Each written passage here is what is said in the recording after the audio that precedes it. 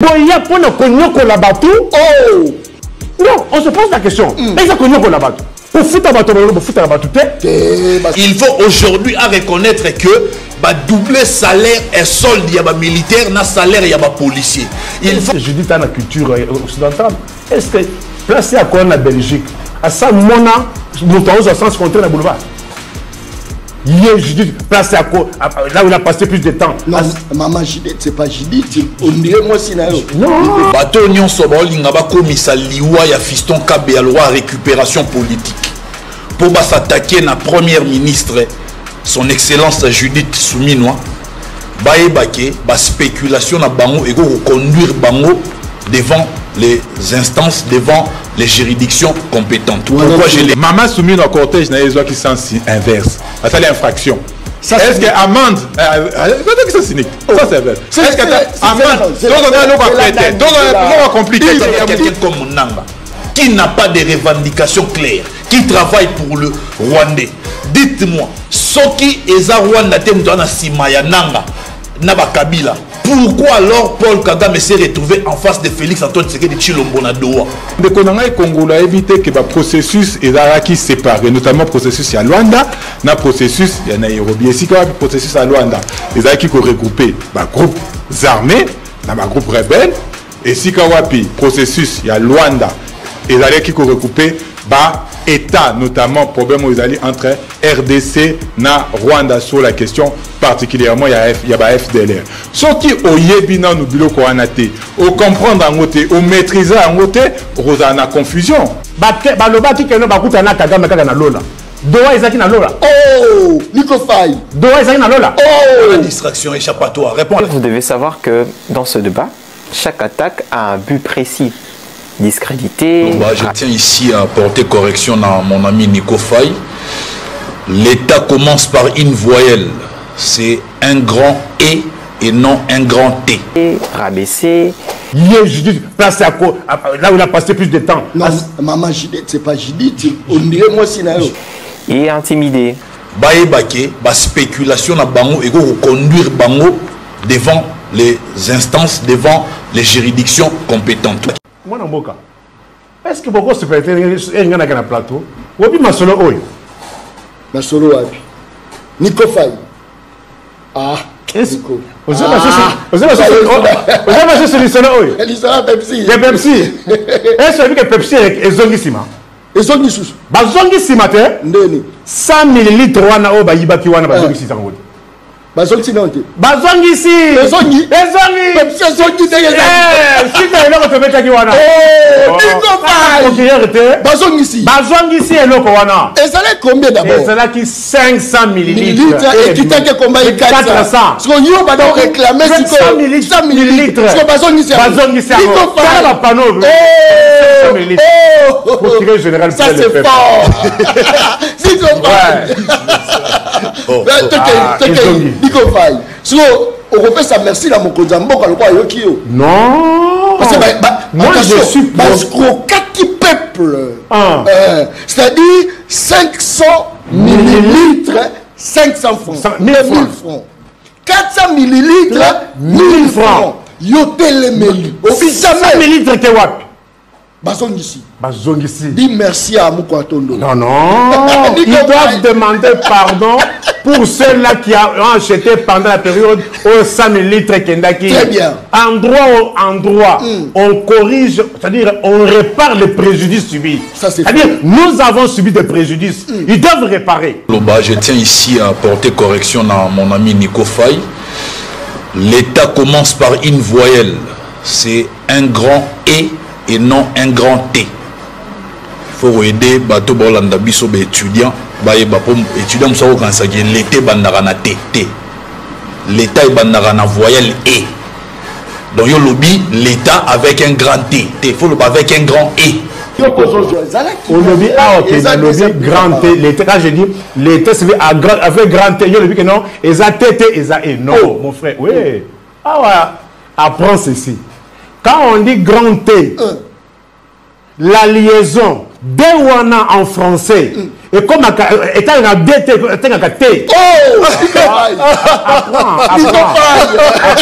apprends. Quand on dit grand D, c'est-à-dire grand, G-R-A-D, D na souka. Mais quand on dit E, D na souka wana, en bon français, comme un T. Ah, Lizba Mayele. Ça c'est fort. Ah, pour tirer. Ah, général pour le peuple. Merci beaucoup. Alors, 65 jours, Banda Constitution et Pegisa Régime et défendre chef-lieu à Goma, chef-lieu à Nord Kivu, où il y a Goma, même situation pays, chef-lieu à province à Sud Kivu, Bukavu, Constitution et Pegisa Régime Oyo est récupéré.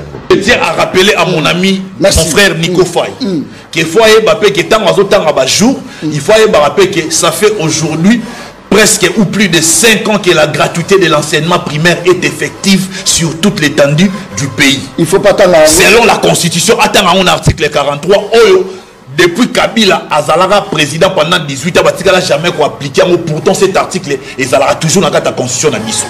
Il faut allobaquer, ça fait aujourd'hui plus de 6 ans que nous avons assisté à une augmentation sérieuse du budget. Il faut aujourd'hui reconnaître que doubler salaire et solde y a militaire na salaire y a policier. Il faut aujourd'hui reconnaître que pas si au congolais bazomona président a payé sa gratuité y a maternité. To bana bon na province pilote Kinshasa. Ndeko Kongolo comme le salaire y a soda. Ah, to mozaki $88 bana ko le baté. Na plateau nyos na tuno Congolo soda zoka combien? Oh te ba futa kaka. Le salaire est secret. Le salaire a soda dimi 170 000 fois. Comme si ezaki eloko malade. Sans combien? $170. Comme si ezaki eloko malade. $88 fois de non. Théorie 170 000 fois. Et ça lapsus. $170 de ba futi soda salaire. Ndeko yo nani kapambolobi que non même à l'époque il y a Kabila les pères ezaki dengoate. Mais la question c'est quel est le pouvoir d'achat? On paye ça $170. Non, ce n'est pas c'est ça le débat. Parce que attends, bah foutu pouvoir d'achat aux Aïnango. À l'époque, on a deux chambres et salon. Et d'ailleurs combien? $30, $40 les lots d'argent des chambres et salon. Qui est à $170 non? Sur vous et si Karapi et Mayambula et Dindak. Non! Il faut dire les choses de manière concrète et de manière claire. Vous Congo ou bien vous venez par plaisir. Ça sonne dans aux ondes. Émission na loba na yoke 2025. Toko sala ba émission du souci ya batu ya balabala te. Au lobby na prouvé. Au Pessi na rencontré moyen na yo. Ngapé na soulevé moyen au rencontrer yango. Là nous allons aider notre peuple. Est-ce que vous avez comment dans le bango vous voulez qu'on fasse les éloges au Judith et son excellence consort? Est-ce que Judith a la culture occidentale? Est-ce que placé à quoi en Belgique à ça mona montagne au sens contraire dans le boulevard? Hier Judith placé à quoi là où il a passé plus de temps? Non, maman Judith c'est pas Judith. On dirait moi si non. Il respecte la femme. Écoute, c'est pas normal. Merci beaucoup. Yo so monana. Là, dans les États, là où on paye les gens, tout le monde a Kamalaris. Toi, tu as vu des gens qui disent non, Maïma der Kamalaris dans les États. Toi, tu as vu Ségolène Royal, dit que des gens disent non, Maman Ségolène Royal. Tu as vu que non, Maman Martine Aubry, là où on paye les chômeurs. Attention. Là où on paye. Là où la vidéo, merci Maman Olive. Maman Olive. Toi, tu as vu ça. Montre-moi ça. Montre-moi ça. Non, montre-moi ça. Montre-moi ça. Très bien. Très bien. Mais ici, je tiens à dire à l'opinion. Bato Nyon Sobaolingaba komisa liwa ya fiston Kabe à loi récupération politique. Pour s'attaquer à la première ministre, son excellence Judith Souminois, baebake, spéculation na bango et conduire bango devant les instances, devant les juridictions compétentes. Pourquoi je l'ai dit? Pourquoi je l'ai dit? Pourquoi je l'ai dit? Rapidement. Pourquoi je l'ai dit? Communiquer à la police Toylandi Yango, balobi que l'enquête est en cours pour déterminer la responsabilité. Alors, j'aimerais savoir, est-ce que gouvernement y a Judith Souminois, Oyo Eye, ils ont travaillé pour la sociale y a ba Congolais. Moutou ya bongo a coordonné baboma agent ya police routière parce qu'il y a ça la moussala naye, ça ne ressemble pas à la première ministre Judith Suminwa.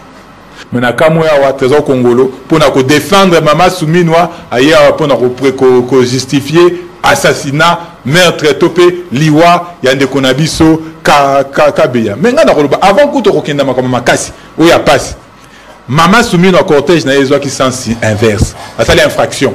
Est-ce que amende c'est ça cynique ça c'est vrai est-ce que amende donc on a l'eau à péter donc on va compliquer ya mukie c'est la donne c'est que roulage wana babomier pour atelemelaki bango baya la sasa babe ngana ebite soki babomier pour na motu wana to pour motif wana ezaka motu na tout ngana ebite mais ngana ebise que ndeko na biso akufi en exercice de sa fonction okoza te roulage baya kakabo ezate mutu ke tuti yote eza mutu ke kei et batu bazongi nde batu wana bapesi liwa sur instigation anani na yebite est-ce que zaki volonté na bango moko na yebite mais à minima la responsabilité civile de l'État est engagée à minima la responsabilité civile il y a primature na boyo kokota na baoa songoto par ezali engagé. Il ne faut pas qu'on vienne ici, qu'on commence à dédouaner Trésor Congolo. Est-ce que Yozaki, si Mama Soumina Zaki, faut certifier Biso que Yete Moutatitaki. Nous avons connu dans ce pays, moi, Naya, président et assemblée de l'époque, à ça l'accident, tout à Moutouta Koufa. Doctora Suite Nangote. Nous avons connu dans ce pays un ancien gouverneur cité dans l'assassinat. Il y a un député provincial, Boteti, Nasuka Nango, il a été innocenté. Mais pourquoi, et comme il tourne, il y a première ministre Judith Suminwa, Batoubana va préjuger, est-ce que va condamner, nous justice et l'obité. Est-ce que Ekokani bon, il y a pour nous la batou. Oh non, on se pose la question. Est-ce que nous la batou? Pour foutre à bateau, pour foutre à bateau, arrêtez, arrêtez. Toko de dossier wana. Nico. Tocha na mutu na bocha na mutu na bino. Tocha pe na mutu na biso.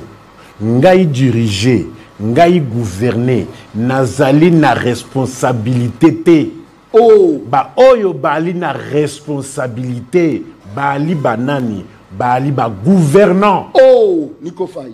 Bali ba gouvernant oyo ba manipulaka mbongo na yo oyo ba manipulaka mbongo na ye oyo ba manipulaka mbongo na biso impôt taxe redevance nyonso toyebi wana bazwa kango pona ko sécuriser biso.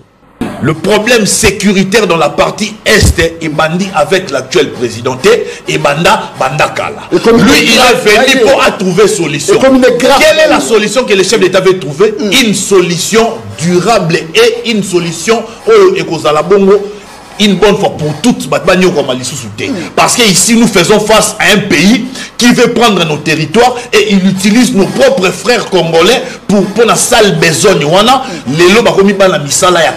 Vous avez quelqu'un comme Nanga qui n'a pas de revendications claires, qui travaille pour le Rwandais. Dites-moi, ce qui est à Rwanda, Nanga, Naba Kabila. Pourquoi alors Paul Kagame s'est retrouvé en face de Félix Antoine Tshisekedi Tshilombo na Doha? Le Konanga et Congo a évité que le processus est séparé, notamment le processus à Luanda, le processus à Nairobi. Et si le processus à Luanda, les acquis qui regroupé groupes armés, groupes rebelles, et si le processus à Luanda, les acquis qui regroupé État, notamment problème entre RDC et Rwanda sur la question. Particulièrement, il y a FDLR. Ce qui est nous bilo ko anate, au comprendre en côté, au maîtriser en côté, Rosana confusion. Les Cambo tozali nango a recourir à l'article 63 de la Constitution, dont on dit que tozana devoir et obligation à défendre le territoire nabiso. Donc Félix Tshisekedi a bokaka na foule. Ton alobaki kuna que bino bobanga esusuté, bobunda esusuté pour des lopins de terre. Et à Sende Kokoma, Mabele Nabiso, où le PC autorisation, Namoui Mungunda Rwanda, à Kota Namboka Nabiso, à Kanga, 2 provinces Mobimba, à Wanakisasa, silence radio. Et Sikawapi, 8000 Congolais Bakoufaki, 8000 Congolais, à Tabakitisa drapoté, Polo Bako, l'acceptation, na signa matanga. Attends 1 minute de silence, Yapamba, Basalate. L'histoire se répète. Je t'avais dit non?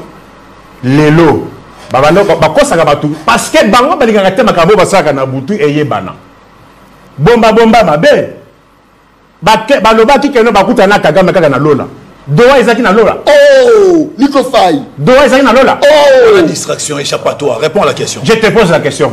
Et aujourd'hui, ils ont commencé à rencontrer les M23, vrai ou faux? Ils ont commencé déjà. Nico, non, arrête, Nico Faye. Voilà comment on vous trompe. On leur a dit, vous voulez qu'on négocie, allez dire clairement que non, nous allons négocier. Tu n'es pas suivi de Salama? Bon, dans mon à part bonjour, et là, à part bonjour, nous sommes à Lukuta. Qu'ils vous disent si aujourd'hui, la délégation de Kinshasa n'a pas accepté de rencontrer la délégation du M23. Qu'ils disent cela s'il est sincère. Mais est-ce que Nico...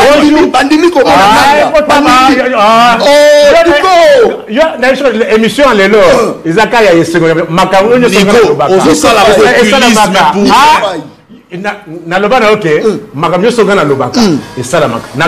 Les degrés qu'a atteint la crise aujourd'hui, les degrés atteints par la crise aujourd'hui, et il y a des situations similaires dans le FDL. Je parle sous réserve d'un élément M23 arrêté par les FARDC Ouazalendo à Walika, les centres. Dont je vous parle. Ça c'est fort. Qui a fait des révélations très très troublantes. Alors, biso bozo mona to remportera ba victoire facilement et puis tozo kota na ba territoire na ba ville facilement et autres à la tomber. C'est parce que ba chef na bino na kata FARDC ba on ba pesa biso ba information en temps réel. Ça c'est très bien. Yves. Est-ce que Félix Ayaki na armée à Sika? Au contraire, Félix a enclenché des processus, il y a recrutement. Oh, Kalaming était au côté de éléments à Sika na kati armée. Mais vous verrez que nous allons remporter cette guerre. Des éléments épris du patriotisme. On va retrahir Mbokate. C'est ça la réalité. Ce n'est pas normal. Ce n'est pas normal dans une république. Pas une Belge, Christina Tshisekedi. Pour na bango, il faut qu'il y ait une présidence. Pour na mamissou, il faut na armée pour avoir $170. Ce n'est pas normal de Konanga et Congolo. Et c'est là qu'il faut qu'on combatte. Il faut qu'il y ait une justice distributive sur tous les plans de la vie politique, économique, sociale. Pour tout le monde défendre $170. Secrétaire par sec. Oh, il y a de Félix Tshisekedi. Comme on est Christiana Tshisekedi. Attends, à combien? 170 $? $200, $300? Non. Nous disons qu'il faut qu'il y ait une justice équitable, une justice distributive. Aujourd'hui, cette question de la frustration est allée là comme c'est pourquoi nous disons ce n'a chuté kuna. Donc Félix Tshisekedi, on s'interroge maintenant sur est-ce qu'Azali n'a qu'à y traître ou pas. Parce que l'initiative, il y a SCC Senko. Il y a le bien d'initiative à Kitoko. Il y a des gens qui ont le président Songolo, le président Pakala, parce que Tolinto aussi c'est ma camongo. Mais 2 jours après, Azui Kodjo Junior, le petit Kodjo, et Berande, Abimisi et Lissou Libanda, pour avoir la consultation. Enfin, dit Azui et Jibayama Pia, Abimisi et Lissou, il n'y a pas dans le processus. Merci beaucoup. Très bien. Merci. Merci. Vous avez remarqué une attaque qui vous a marqué? Dites-le moi dans les commentaires. Et n'oubliez pas de vous abonner, de liker et d'activer la cloche de notification pour ne rien rater prochainement. C'était PTMs, toujours là pour vous servir.